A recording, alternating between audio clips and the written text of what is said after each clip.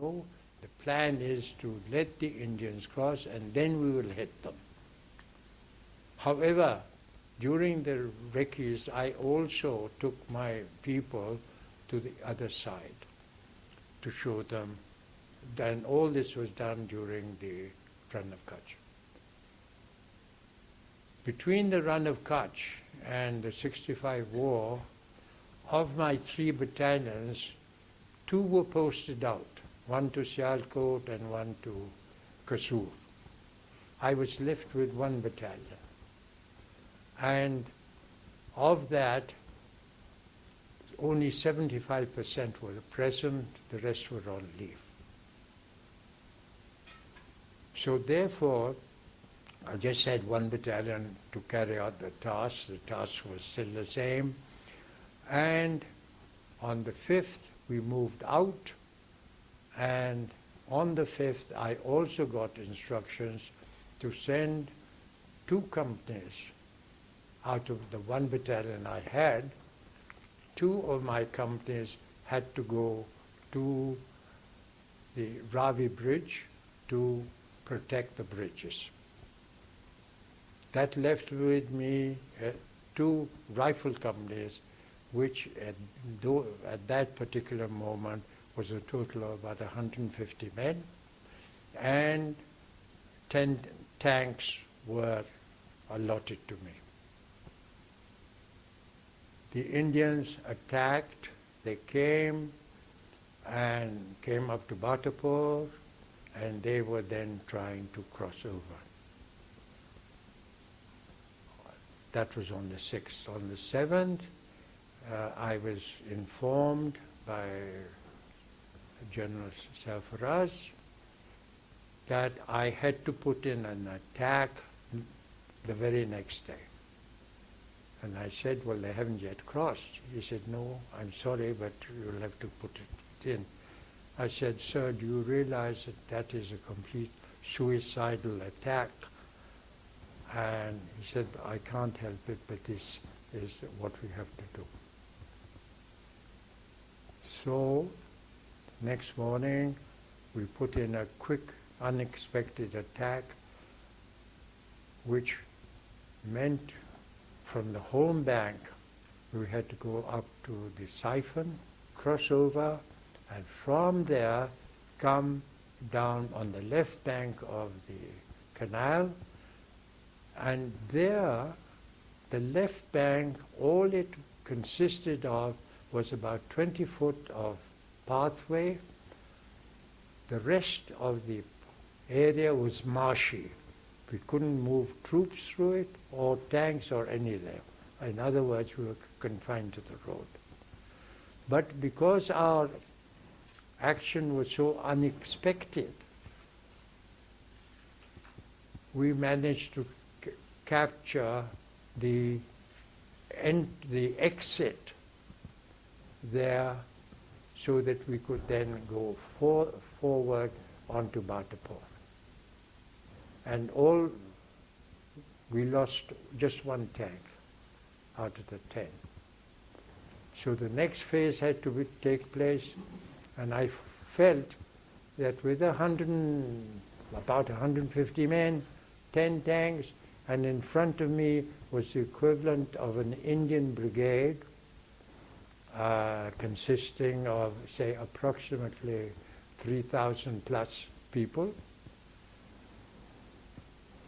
And they also had tanks and guns and everything else. So what I decided was, from the bank, moving away from the bank, I lined up my tanks in one straight line, and then got the troops on top of it. I myself on the canal bank, in my jeep with my red flag, with my flag and everything else showing. We then said advance, and we advanced. That caused a fantastic amount of dust. We had over half a mile in width, a sandstorm which was being formed by the tanks moving forward with the tanks towards Patapur. The Indians must have thought it was an extremely big attack or something, because they fought hardly at all, and we captured the Indian position at Batapur and pushed them back towards Wagah. I couldn't advance any further because I was only left with two companies, and I couldn't hold Batapur and advance. So that was the position of the 65. Here, which unfortunately our media and everyone else were repeating. They turned round and said that the Indians are cowards. So, to regard your enemy as cowards is a very false way, and I pointed this out in a press conference. I said, if the Indians are cowards, why aren't we sitting in Delhi? Number one. Why has Aziz Bhatti been given a Nishani-Haidar? Bravery against cowards? It isn't possible. So I said, for goodness sake, stop this propaganda. And I think we should remember that in future. We should realize that the Indians are as well trained, in many ways perhaps better trained, than our soldiers and our officers. You must regard them as equals, and only then can you achieve something. But he was the troop leader of the tanks, 3 tanks which were sent to the other side of the BRB, and we wanted to punch a hole and destroy that post which were guarding the entrance from that side. And he came along this canal road, which is only about 20 foot wide, hardly enough for one tank to move, with marsh ground beyond the other side. He came, and the Indians, of course, had a beautiful target because he was the only tank coming along. The others were behind him, and they hit him, but the momentum of his got him quite a distance in, and I was watching this from just across the BRB. I was just on the other side, and I saw how he realized that his tank had been badly hit. So he obviously gave instructions for the rest of the crew to bail out. So they bailed out from underneath, but he remained in the tank, and he continued firing at the Indians until his tank blew up. He was still there in the tank. And that was a very brave action by any human being. 1967. What had happened was, while I was on the front, my wife, just a little about my wife, she was a social worker, she was an educationist, she had done her BA and masters and all that sort of nonsense, but she was basically a volunteer worker. And during the 65 war, she used to take most of the family to the CMH. And in the CMH, she with her family and others, they treated the casualties as they came in. For example, where they'd been wounded, that area had to be cut, their clothing in that area had to be cut and sort of cleaned out and all that sort of business. And then other things like, for example, once they'd been treated by the doctor, was the question of being a patient. And one of my sons used to go around with comics and cigarettes and passing them around to these people. So that was the sort of thing that she was doing. Unfortunately, after the 65 war, in 66, early 66, she went blind. Our local doctors, they turned around and it said it's due to chemical imbalance of the blood. We can't do anything, you have to send her abroad. I arranged that she should be taken. I wanted to take her to England, to a particular hospital, the Royal Masonic Hospital, where the Queen's eye surgeon works. I had made all the arrangements and all that sort of business. When I asked for leave, and the war was over and all that sort of business, I asked for leave. My leave was refused, so I had to send my eldest daughter, who was then very young, had just passed her degree and had never been beyond Karachi. So I had to send my wife in under her escort with details where to go and so on and so forth. And eventually my wife, after 4 operations, came back, and, and the surgeon said, "I'm sorry, Mrs. Sher, you'll never see again. And you just have to live like that." And so my wife came back, and I was still in Lahore, and that was about early 67. Shortly after that, I suddenly got posted as a brigade commander to Bahalpur. I think Bahalpur is a very nice station. However, I wrote a letter to the MS, to him, and said, "My wife, you know the condition of my wife, and I was refused leave to take her, and now I've been posted to Bahalpur, where there are no eye specialists, and you want me to go there. I wish to remain in Lahore in any appointment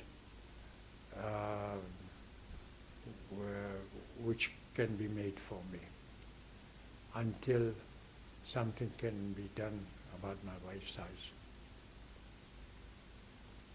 If that is not possible, I wish to resign." So the next thing I knew, I was sent a letter and say, "You can resign with effect from such and such a day." So that is how I resigned from the army. Never known, you put on your rank as a second lieutenant the day you left the Indian Military Academy. And even when they left the PMA after partition, it's utter nonsense for them not to wear the rank. After all, by not wearing the rank doesn't mean to say that you're going to behave like a sepoy or an NCO or a JCO. You are going to behave as a human being, and you behave as a second lieutenant, as a human being who is responsible for the safety of the men he is commanding. That's not dependent on what you wear on your shoulder. So I think it's a very stupid idea, whoever's doing it. And I personally don't agree.